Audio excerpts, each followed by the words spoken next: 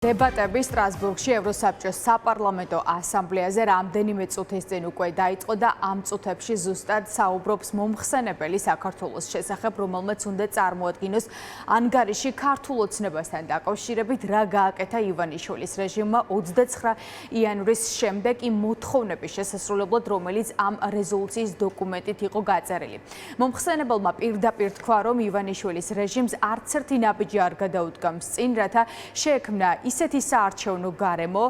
და ისეთი პირობები, რომ ქვეყანაში ჩაანიშნულიყო ახალი საპარლამენტო არჩევნები, რაც იქნებოდა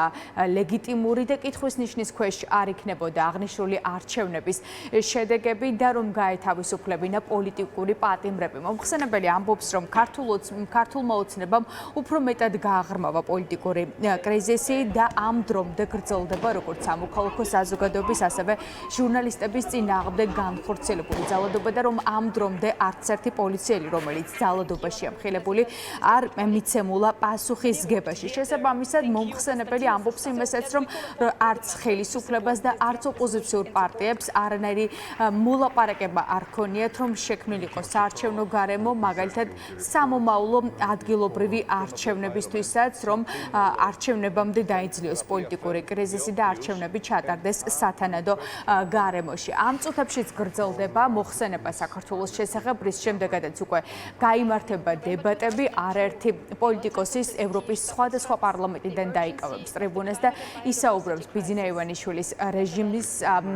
პრორუსულ პოლიტიკაზე და ასევე იტყვიან იმასაც, რომ ივანიშვილის რეჟიმს არ უნდა მიეცეს ევროსაბჭოს საპარლამენტო ასამბლეაზე დელეგაციის ყოლის უფლება და არ უნდა მიენიჭოს უფლებამოსილება იქამდე, სანამ არ შეასრულებენ მთავარ მოთხოვნებს, რაც რეზოლუციით არის გაწერილი. ეს არის ახალი საპარლამენტო არჩევნები და პოლიტიკური პატიმრების გაათავისუფლება. დებატების შემდეგ კი უკვე ავტომატურად მალევე ევროპელი პოლიტიკოსები კენჭს უყრიან რეზოლუციას, რომელიც სრულად გაიზიარებს 29 იანვრის სულისკვეთებას და მოთხოვნები დარჩება უცვლელი, ახალი არჩევნები, პოლიტიკური პატიმრების გაათავისუფლება და იქამდე, სანამ ივანიშვილის რეჟიმი ამ მოთხოვნებს არ შეასრულებს, მას პრაქტიკულად აღარ ექნება შანსი, რომ დელეგაცია ჰყავდეს ევროპის საპარლამენტო ასამბლეაზე.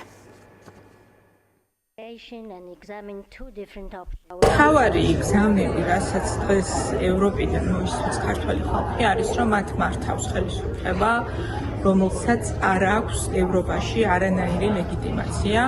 და სწორედ ამიტომ არის, რომ არ მოხდა წულუკიანის დელეგაციის უფლებამოსილების აღიარება და დღეს კიდევ ერთხელ ვიტყვიან, რომ სანამ არ შესრულდება ის პირობები, რასაც ითხოვს ევროსაბჭო, როგორიც არის პირველ რიგში პოლიტპატიმრების გათავისუფლება და ახალი საპარლამენტო არჩევნების ჩანიშვნა, არანაირი წარმომადგენლობა არ ეყოლება ქართულ ოცნებას ევროსაბჭოში. ულუკიანის საგამოძიებო კომისიაზე იქნება ცალკე ჩანაწერი, რომ ეს არის პოლიტიკური დევნის ინსტრუმენტი. უდგენელია, რომ ევროსაბჭოში დელეგაციის არ მქონე ქვეყანა დიდხანს გაგრძელდეს, ასე ვთქვათ, ასეთ ვითარებაში ყოფნა, სანამ არ დადგება დღის წესრიგში საკითხი უკვე ევროსაბჭოდან გარიცხვისაც ქვეყნის შესაბამისად ვიზო მიმოსვლის დაკარგვით. ეს რეზოლუცია გაიმეორებს 25-85 რეზოლუციის მოთხოვნებს, რომელიც ევროსაბჭოს საპარლამენტო ასამბლეამ მიიღო იანვრის სესიაზე, სადაც მოითხოვა ახალი თავისუფალი სამართლიანი არჩევნების ჩატარება საქართველოში, ისევე როგორც ყველა პოლიტპატიმრის გათავისუფლება და ეს დასახა პირობად, რომლის შესრულების გარეშეც ივანიშვილის რეჟიმის წარმომადგენლები ვერ დაბრუნდებიან ასამბლეაში. შესაბამისად, ეს ნიშნავს, რომ კომისარი წულუკიანი და ივანიშვილის სხვა უსახელო პაიკები აქ თეორიულადაც კი დაბრუნდებიან მხოლოდ ოპოზიციის რანგში. რეზოლუციის ტექსტში ცვლილებები რაც იყო შეტანილი მონიტორინგის კომიტეტმა დაამტკიცა, ტექსტი საკმაოდ კაცრია, ტექსტი აკეთებს ძირითადად რეფერირებას წინა რეზოლუციაზე, თუმცა მნიშვნელოვანი რაც არის დამატებულია ყველა ის მოვლენები, რომელიც საქართველოში გამოიხატა წინა რეზოლუციის მიღების შემდეგ, პირველ რიგში ესახება რეპრესიულ კანონმდებლობას, რომელიც მიმართულია არასამთავრობო სექტორის, პროტესტში მონაწილეების, ოპოზიციური პარტიების და კრიტიკული მედიის წინააღმდეგ. არის აქცენტი ამ ეგრეთ წოდებულ კომისიაზე, რომელიც ახლა გამოიყენება პოლიტიკურ პარტიებს და პოლიტიკურ ლიდერებს საწოლის მექანიზმად. სწორედ ამ დებატებზე წყდება ივანიშვილის რეჟიმის დელეგაციის წარმომადგენლობის საკითხი. ამ დროისთვის სტრასბურგში საპარლამენტო ასამბლეას ქართული ოცნების არც ერთი წარმომადგენელი არ ესწრება. მათ თავად თქვეს უარი დელეგაციის ყოლაზე და ამ ნაბიჯით ივანიშვილის რეჟიმი პრაქტიკულად დადგა რუსეთის და ბელორუსის გზას, როდესაც მათ თავდაპირველად არ წარადგინეს დელეგაცია, შემდეგ კი საერთოდ ისინი გარიცხეს და უარი თქვეს ევროსაბჭოში